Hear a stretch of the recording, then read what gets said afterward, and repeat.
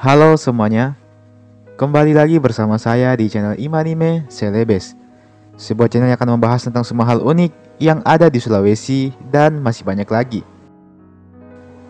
Di video kali ini, kita mempunyai dua bahasan. Yang pertama tentang sebuah makam keramat, dan yang kedua tentang hutan keramat, yang dua-duanya ada di Sopeng. Saya tak tahu pasti apakah ini jatuhnya urban legend atau memang benar ada sesuatu di hutan ataupun makam tersebut. Tapi sebelum lanjut pembahasan, jangan lupa untuk like dan subscribe channel ini terlebih dahulu. Oke, kalau sudah, langsung saja. Mari kita memasuki pembahasan. Kabupaten Sopeng merupakan salah satu daerah di Sulawesi Selatan yang dikenal luas sebagai daerah yang ditinggali banyak kalong. Watan Sopeng sebagai ibu kotanya bahkan mendapat julukan Kota Kalong alias Kota Kelelawar. Selain kalong, ternyata ada juga situs keramat yang letaknya berada di puncak gunung tinggi Kabupaten Sopeng. Situs keramat ini berada di Desa Matabulu, Kecamatan Lalabata. Situs keramat itu disebut juga dengan istilah Peta Bulu Matanre. Adapun lokasi situs tersebut memang lumayan sulit untuk dicapai. Selain karena medannya yang curam, para warga juga meyakini bahwa apabila kita tidak punya niatan baik ke sana, maka kita tidak akan pernah bisa sampai ke sana. Jadi untuk ke sana haruslah benar-benar memiliki niat yang baik. Tak ayal hal ini menjadikannya seperti memiliki nuansa mistis. Penduduk yang tinggal di sekitaran hutan tersebut juga sudah lama ditawari untuk pindah lokasi. Namun mereka menolak dengan alasan tanah ini merupakan tanah leluhur mereka yang harus mereka jaga. Situs Peta Bulu Matanre ini memang kerap kali dijadikan sebagai tempat untuk melaksanakan ritual adat. Situs tersebut dikategorikan sebagai situs wisata bersama dengan pemandian air panas Leja.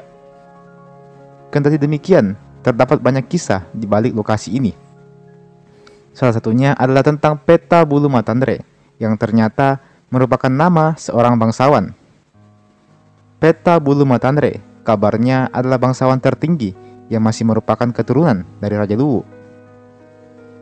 Para tetua setempat menuturkan bahwa Peta Bulu Matanre ini dulunya adalah Raja Sopeng yang menjadikan Sopeng sangat makmur dan tersohor.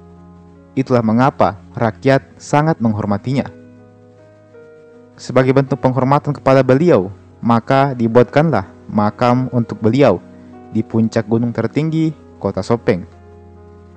Bersama beliau juga ikut dimakamkan beberapa kerabat dan para pengikutnya. Setiap tahun, masyarakat setempat selalu menggelar pesta adat yang bernama Mataungeng. Dengan acara puncaknya, mereka akan mengorbankan seekor sapi atau kerbau. Selain itu, acara ini juga dimeriahkan dengan tari Mapa Dendang, tarian khas suku Bugis. Tak jarang, ada saja penari yang malah kerasukan pada saat menari. Warga percaya kalau penari itu dirasuki oleh roh para leluhur mereka. Selain diklaim sebagai keturunan Raja Luwu, warga setempat juga banyak yang berpendapat kalau Peta Bulu Matanre ini adalah seorang kiai dari kota suci Mekah yang berdakwah di tanah Sopeng. Terdapat juru kunci yang menjaga makam-makam tersebut, dan apabila hendak berziarah ke sana, maka kita harus menghubungi mereka terlebih dahulu. Setelah saya mencari tahu lebih lanjut, Peta Bulu Matanre ini ternyata bernama asli Syekh Muhammad Ali, yang kadang juga dipanggil Lapas Sari atau Andi Pawelori. Oke, itu tadi bahasan pertama kita. Sekarang mari kita melangkah ke bahasan kedua, yakni hutan keramat di Sopeng. Hutan Galimpuae, Desa Pising, Kecamatan Dondri-Dondri, Kabupaten Sopeng, Sulawesi Selatan, dikenal luas sebagai hutan keramat yang menyimpan banyak misteri di dalamnya. Di dalam hutan tersebut kabarnya ada sebuah makam, dan ada juga sebuah sumur kuno yang kabarnya memiliki penunggu yang sosoknya merupai seorang wanita berparas cantik. Menurut kesaksian warga, katanya sudah banyak warga yang sering hilang di hutan itu. Salah satu tanda jika mereka akan hilang adalah kala mereka melihat tanaman cabai yang buahnya besar, sebesar tanduk kerbau. Hutan yang berstatus sebagai hutan lindung sekaligus hutan adat ini memang terdiri dari banyak bukit. Hutan ini jarang terjamah tangan manusia. Selain karena dijaga, juga karena warga takut memasuki hutan tersebut.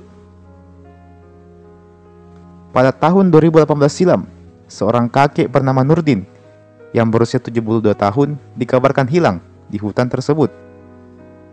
Warga dan pihak kepolisian menghabiskan waktu 3 hari lamanya sebelum akhirnya berhasil menemukan kakek itu.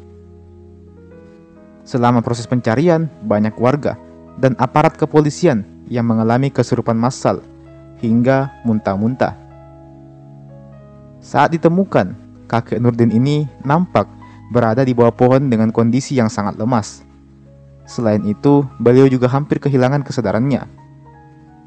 Uniknya, kakek ini beberapa kali sempat melantur dan mengatakan bahwa dirinya berlindung di sebuah gubuk yang dilindungi oleh beberapa makhluk bertubuh tinggi dan besar.